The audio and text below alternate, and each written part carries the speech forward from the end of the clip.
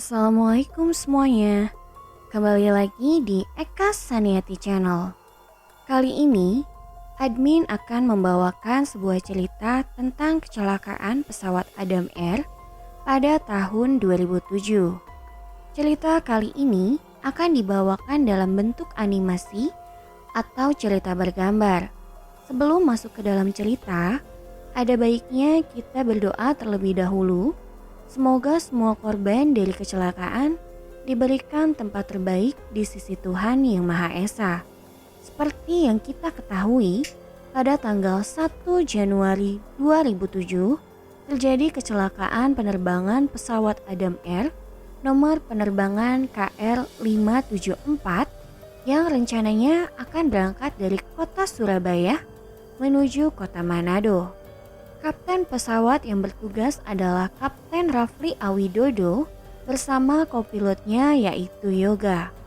Rencananya, pesawat akan berangkat dari kota Surabaya pukul 12:55 waktu Indonesia Barat dan diperkirakan tiba di kota tujuan Manado pada pukul 16:14 waktu Indonesia bagian tengah. Pesawat yang digunakan kali ini adalah pesawat Adam Air jenis Boeing 737 yang dibuat pada tahun 1989 dan sudah memiliki waktu jam terbang sebanyak 45.371 jam terbang.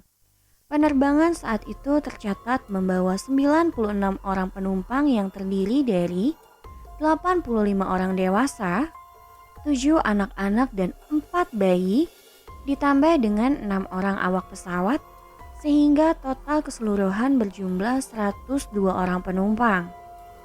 Sebelum keberangkatan pesawat, pihak BMKG sudah memberikan peringatan adanya cuaca buruk, di mana terdapat awan tebal di ketinggian 3.000 kaki dengan kecepatan angin 30 knot atau sekitar 56 km per jam.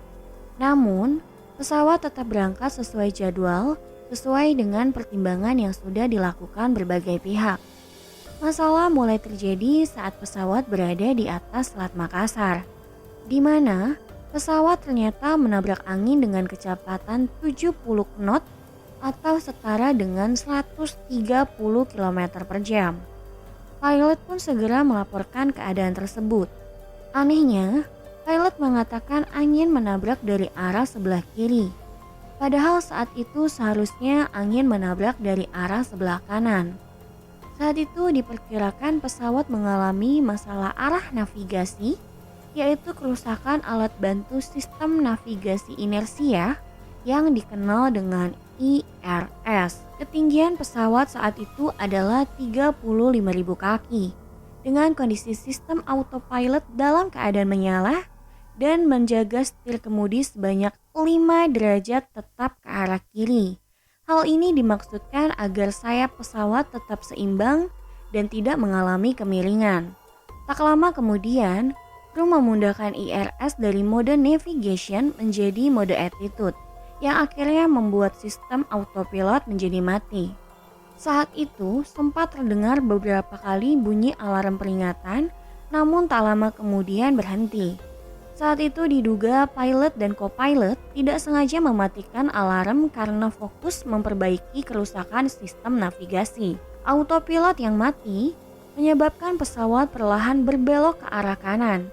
Perubahan ini tidak disadari oleh pilot dan co-pilot sampai mereka mendengar alarm peringatan pesawat atau bank angle berbunyi sebanyak 3 kali. Pesawat saat itu sudah miring sebanyak 35 derajat, namun sampai pesawat miring sebanyak 100 derajat, pilot tetap tidak merubah arah pesawat. Akhirnya pesawat pun menukik ke bawah dengan kecepatan hampir mencapai 1 Mach. Pada kondisi ini, pesawat sudah pasti akan mengalami turbulensi atau guncangan yang sangat kuat. Pesawat pun jatuh dengan kecepatan yang sangat tinggi, yaitu sekitar 1050 km per jam dan diperkirakan patah bahkan sebelum jatuh ke atas permukaan laut dan pecah menghantam air.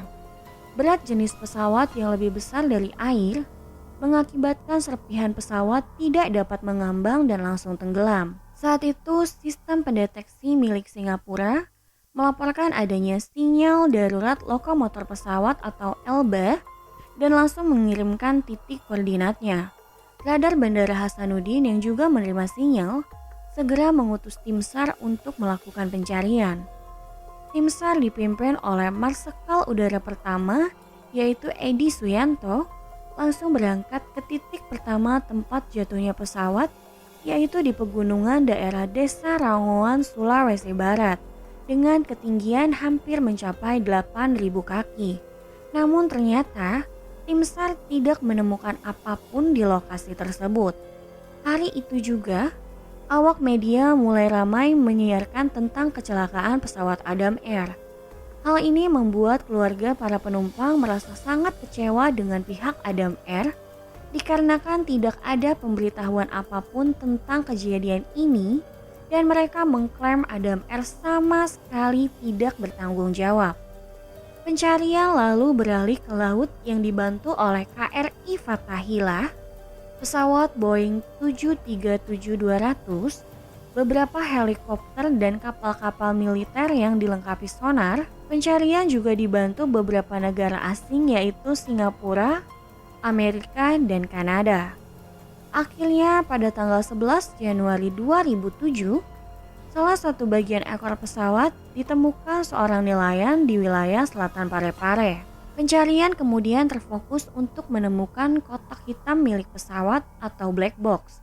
Pencarian baru membuahkan hasil pada tanggal 24 Januari di mana kotak hitam terdeteksi berada pada kedalaman 2000 meter di bawah permukaan laut. Namun, dikarenakan arus laut yang sangat kuat, kotak hitam baru bisa diangkat pada tanggal 27 Agustus atau 8 bulan setelah ditemukan. Proses pengangkatan ini bahkan diperkirakan memakan biaya lebih dari 27 miliar rupiah. Setelah proses yang panjang, KNKT menyiarkan hasil penyelidikannya dalam sebuah konferensi pers yang dilakukan pada tanggal 25 Maret 2008, di mana KNKT menyatakan 3 faktor penyebab kecelakaan pesawat yaitu: pertama, adanya cuaca buruk; kedua, kerusakan pada alat bantu navigasi inersia atau IRS; dan terakhir adalah gagalnya kinerja pilot dalam menghadapi kondisi darurat. Itulah kisah dari peristiwa jatuhnya pesawat Adam Air pada tahun 2007. Jika ada koreksi atau pendapat lain dari penonton sekalian, silakan tuangkan dalam komentar di bawah ini. Jangan lupa like, subscribe, dan komen. Sampai jumpa kembali di video selanjutnya.